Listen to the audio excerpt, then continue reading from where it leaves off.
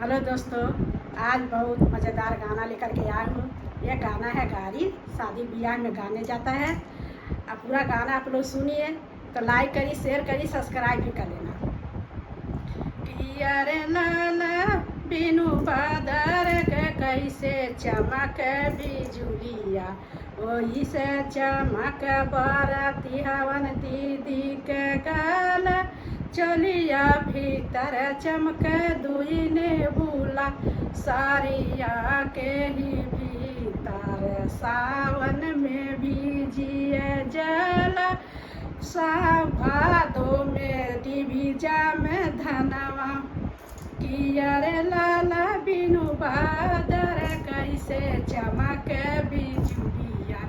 वही से चमक दुल्हा के दीदी के गाल,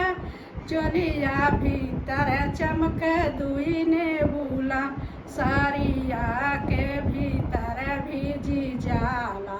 भादो में होला धनवा, किया रे लाला बिनु बादर के कैसे चमक बिजुलिया, वही से चमक मोछिया हऊ दीदी के गाल, चोलिया भीतर चमक दुई ने बुला, सारिया के